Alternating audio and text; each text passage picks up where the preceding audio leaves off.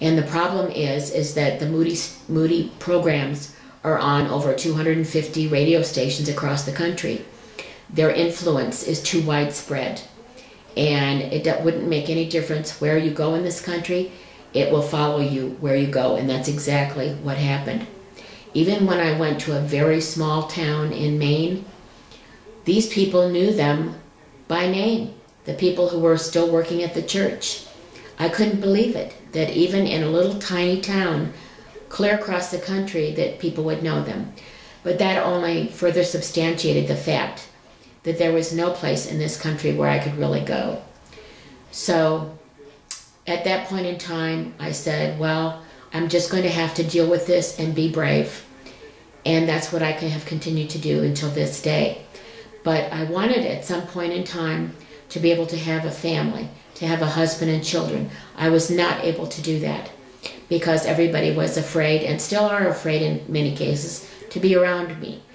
I cannot go into new firms or even old firms because people are also nervous about me working with them because of the hate crime situation, because it has never stopped. I still continue to be harassed constantly, and no matter what I do to try to put it behind me, it will not go away. Also, I cannot minister to people anymore as a Christian. What I used to be able to do before, I cannot really do anymore because people at Moody tried to make it look like all this was not really happening, tried to even tell my family that this was all in my head, it was all a fabrication, that these events were not really going on, even though there was police documentation for all of this. And my family thought that either I needed to be protected by being committed from all these people trying to attack me, or that it wasn't really going on. They didn't bother to really find out the facts of what had happened, all the documentation, or the fact that also my friend, one of my lawyer friends, Chris, had called with me to the Anti-Defamation League in Chicago about the hate crime. He tried to have them do an investigation to protect me because of the fact that my Jewish friends were involved in this, and that's why I was having the hate crime come against me. They started an investigation, and even the woman who filed this complaint left messages for me on my answering machine. They were wiped out before I ever got them. Once she heard that, she knew it was real and thought that I was afraid, but I have never been afraid. I have faced down everything. I have faced down literally thousands of people trying to hurt me just because of the fact that Chicago is such a big town. Many of these people had no idea that all this started because of a jealous man. Actually, two jealous men. And Scott was the biggest one, but Jim had his part as well. But I want to let you know that my friends Michael, I'm only using first names to protect them, Michael and Bill and Chris have helped me the most of anybody, but I know some of my other Jewish friends and some of the other people from that firm have also tried to help protect me all through the years. They've been wonderful, faithful friends who helped me not only at the firm, we worked together, laughed, and we had a great time with each other. We became loving, close friends who stood by each other. And I want to give them credit for all that they've done to try to help.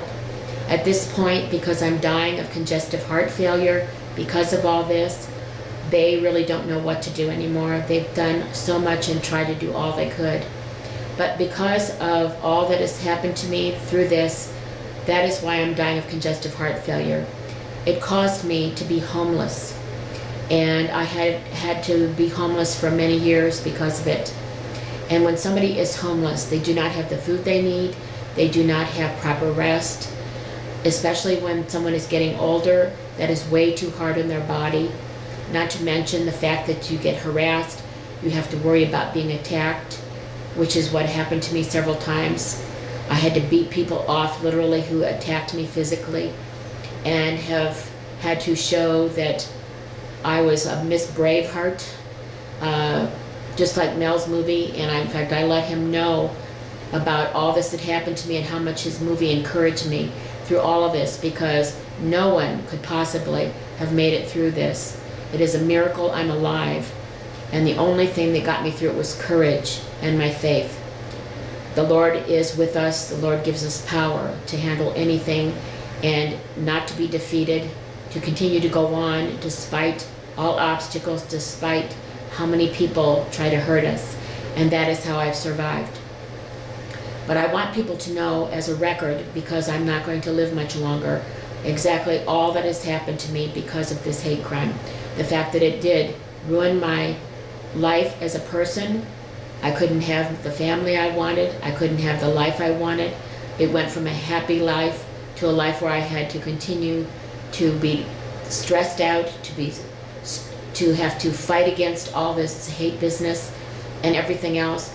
It destroyed my business that I had built up for many years.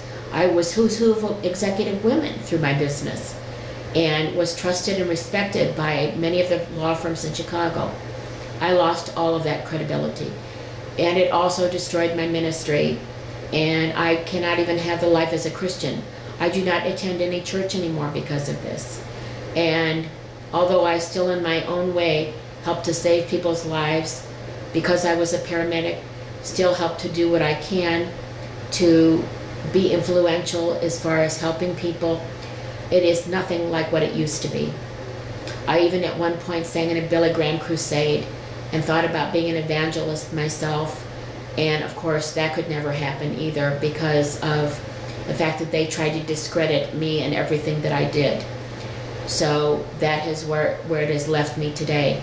The latest thing that happened to me was I was robbed on an Amtrak train when I was trying to move to San Diego. Because of my heart failure and my asthma and my condition, I wanted to try to go to a place with a better climate and hopefully have a better life. But I was robbed, and I got stranded in Salt Lake City and had to deal with the Mormons. They would not assist me because I was not a Mormon. Fortunately, outside people helped me by helping me to raise money to get back to Chicago so that I could try to do something to help myself. But to this day, now all I can really do is, I haven't been able to get work.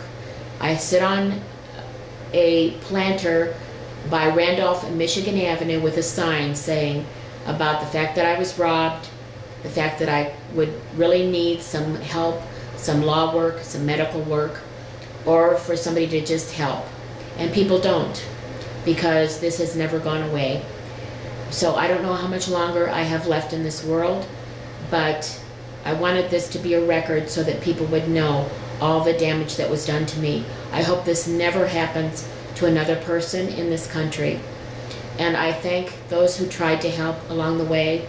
I love my friends. I will love you to the day I die and beyond. I will stand by you as I always have. But I want to know, I want the world to know and this country to know what can happen to an individual when something like this happens to them. I tried to get some of this on the news. They would not touch it. They would not have anything to do with it. But I can make this video, and that's why I'm doing it.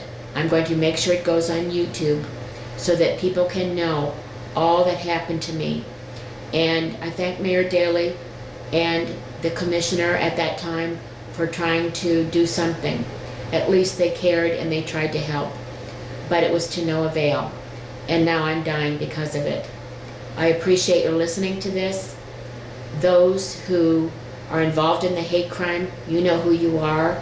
You know what you've done, and the Lord will hold you responsible, not only for all that you did to me, but for my death. And my friends, I love all of you. I thank you for everything, and will always be grateful to you, and will always love you. Thank you.